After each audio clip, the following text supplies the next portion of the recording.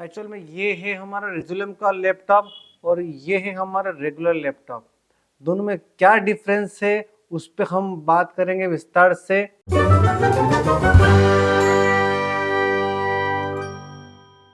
दोस्तों नमस्कार, मैं हूं आपका अपना अमित परमार और आप है अपने चैनल अमित टेक पे। दोस्तों आज आप देख रहे हैं मेरे सामने दो लैपटॉप रखे हैं और सब्जेक्ट सोच रहे होंगे किस विषय में बात कर रहे हैं। और दोस्तों आज हम लैपटॉप के संबंध में नहीं, लेकिन आज हम एलईडी वॉल का जो मैपिंग का सॉफ्टवेयर है अपना रेजुलम, उसमें कौन सा लैपटॉप यूज़ करें उसके संबंध में हम बात कर रहे हैं। हमारे बहुत से भाइयों के प्रश्न थे कि नहीं कौन सा लैपटॉप रेजुलम में यूज़ होता है, तो आज उसी टॉपिक पर हम बात करेंगे। दो लैपटॉप मेरे सामने हैं, एक है HP का लाइट बुक है और एक है HP का विक्टस। ये नया है, लेटेस्ट है, हालांकि 12th जनरेशन है और ये है पुराना। ये नया मिल जाएगा पर ये नया नहीं मिलेगा, ये सेकंड हैंड आता है। एक्चुअल में ये है हमारा रेजुलम का लैपटॉप और ये है हमारा रेगुलर लैपटॉप। दोनों में क्या डिफरेंस है उस पर हम बात करेंगे विस्तार से। तो चलिए स्टार्ट करते हैं फिर। अब दोस्तों पहला लैपटॉप है आपके सामने HP का इलाइट बुक। इसका ये है हमारा i5 8th जनरेशन। रैम इसमें लग रही है 8 GB, SSD इसमें लग रही है 1 TB। विंडोज 10 प्रो में है ये।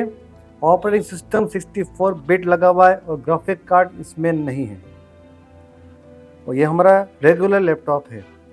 दूसरा हमारा लैपटॉप है जिसको कि हम रेजुलम में यूज़ करते हैं, वो है हमारा HP का विक्टस। i7 12th जनरेशन है, 16 GB की रैम लग रही है, 1 TB इसमें SSD है, विंडोज़ 11 है, ऑपरेटिंग सिस्टम 64 बिट है, ग्राफिक कार्ड 4 GB का इसमें लग रहा है।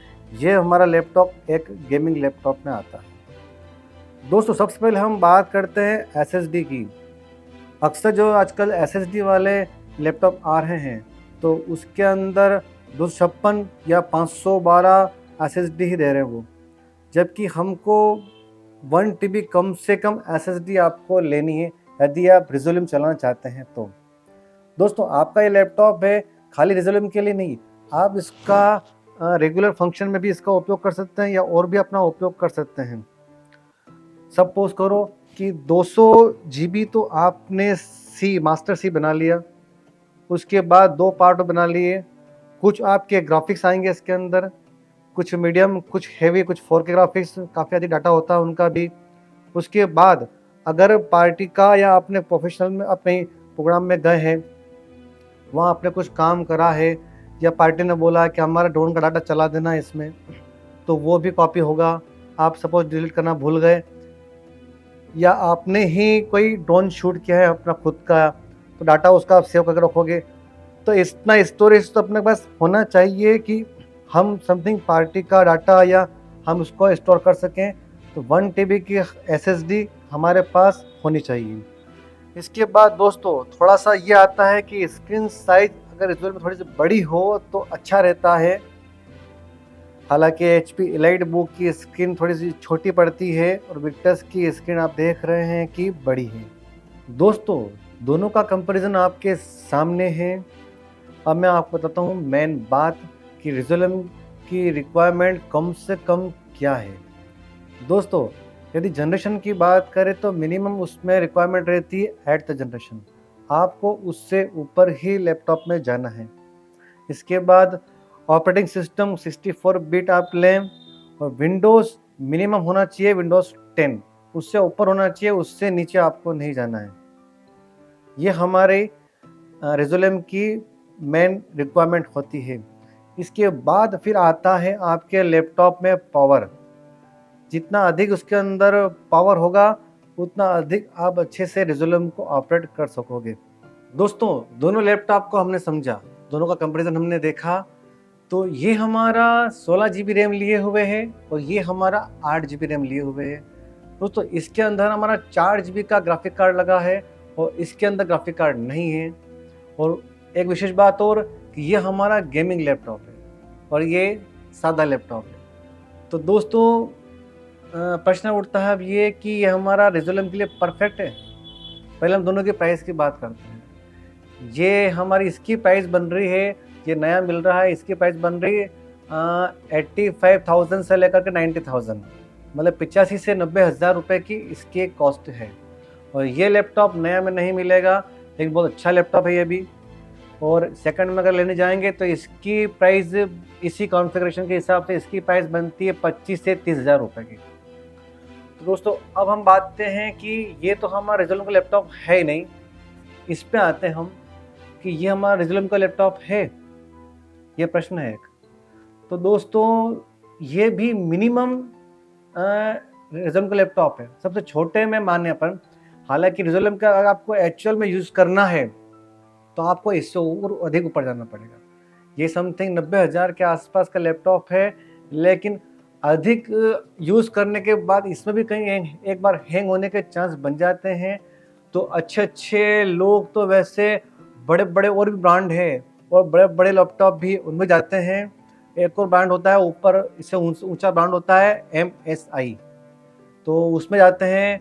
वो लैपटॉप समथिंग 1.5 लाख रुपए के होते हैं, बहुत से लोग उससे अधिक भी जाते हैं।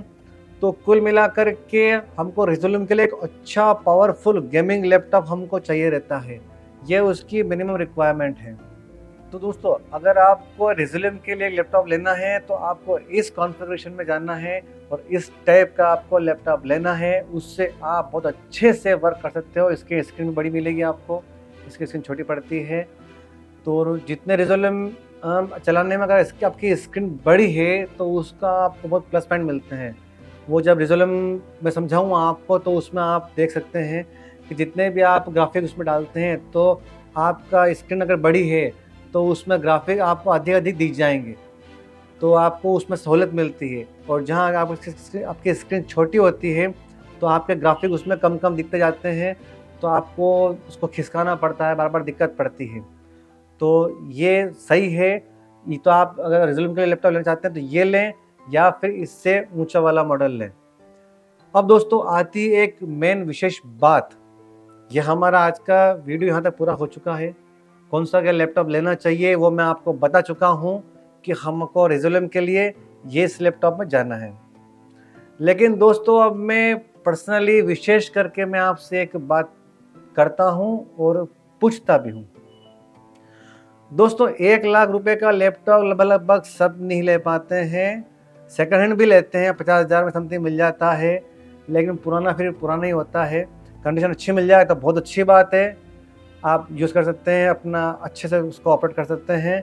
लेकिन समथिंग आपको इसमें जानना है, लेकिन आपका बजट नहीं है, आप 25,000 का ही लैपटॉप आप चलाते हैं इस टाइप का, तो क्या आपको रेजोल्यूम चलाने का अधिकार नहीं है क्या? दोस्तों मैं आपसे प्रश्न पूछता हूँ, जिनके पास छोटे भाई लोगों के पास ये लैपटॉप है तो क्या वो रेजोल्यूम नहीं चला सकते क्या? तो दोस्तों मैं आपको एक बात बताता हूँ, एक अच्छी बात है कि आप इसके अंदर भी रेजोल्यूम चला सकते हो। दोस्तों पिछले 2 महीने से मैंने इस प्रोजेक्ट पे काम किया है कि जब स्टार्ट में मैंने रेजोल्यूम चलाया इस पर भी, तो इस पर भी कहीं कहीं हैंग हुआ है, हैंग इस पर भी होता है। तो ये तो बहुत छोटी बात हो गई है कि इस पर तो पॉसिबल ही नहीं है।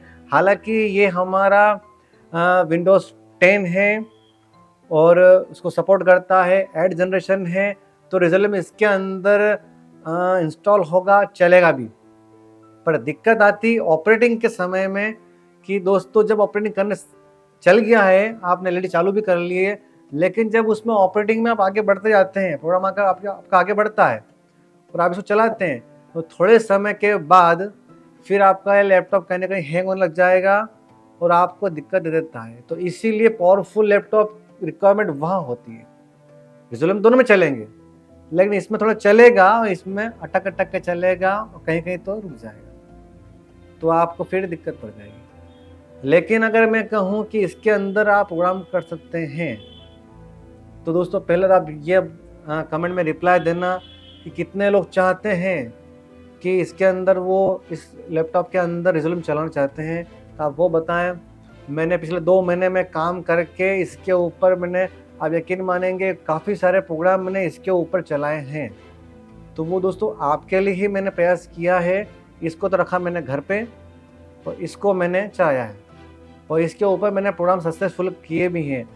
तो उसके लिए वो मेरा एक प्लान था कि मैं पूरा प्रोजेक्ट बनाऊँ मैं, जिसमें कि मैं आपको पूरे रिजोल्यूम सॉफ्टवेयर, ग्राफिक का डाटा, उसकी पूरी ट्रेनिंग, हर एक चीज़ ऐसे लेकर जेड तक एक पूरा प्रोजेक्ट बना करके मैं आपको प्रस्तुत करूं।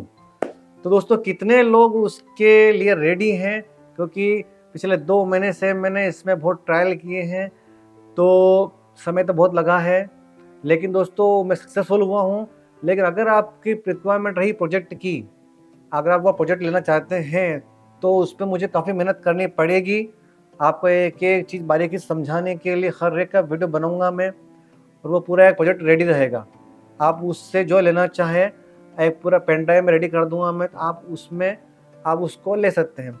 कितने हमारे भाई लोग वो लेने के लिए रेडी हैं? अगर आपकी संख्या बढ़ती है तो ही मैं उस पर मेहनत करूँगा, वरना दोस्तों काफ़ी मेहनत वाला काम है, इतना समय नहीं हो पाता है, तो मैं उतना मेहनत नहीं कर पाऊँगा। तो आप कमेंट में बताएं कि कितने लोग इस लैपटॉप पे चलाने के लिए, उस प्रोजेक्ट के लिए रेडी हैं, तो फिर मैं उस पर वर्क करता हूँ। तो दोस्तों ये हमारा वीडियो कैसा लगा, और कुछ प्रश्न कुछ छूट गया हो तो आप कमेंट में पूछ सकते हैं। नए टॉपिक बहुत सारे हैं आपके कमेंट में चल रहे हैं, तो उनके ऊपर भी मैंने पूरी लिस्ट बना ली है, धीरे धीरे करके मैं उन पर वीडियो ला रहा हूँ। ये वीडियो पसंद आया हो तो लाइक ज़रूर करें। दोस्तों एक शिकायत है, आपके लाइक कमेंट बहुत कम मिलते हैं, तो बनाने का मन थोड़ा सा कम होता है फिर। तो एक कनेक्टिविटी जब हमारी बनती है तो मेरा ही मन होता है कि नहीं यार भाई लोग जुड़े हुए हैं, तो एक उत्साह मिलता है, तो मेरा भी वीडियो बनाने का मन करता है। तो दोस्तों आप कनेक्ट रहिए, लाइक करते रहिए, कमेंट करते रहिए, शेयर करें, अधिक से अधिक लोग भाइयों तक फैलना चाहिए हमारे वीडियो, सबको फ़ायदा मिलना चाहिए। तो जिन्होंने सब्सक्राइब नहीं किया वो सब्सक्राइब भी कर लें। अगले वीडियो में फिर से मिलते हैं, तब तक के लिए नमस्ते।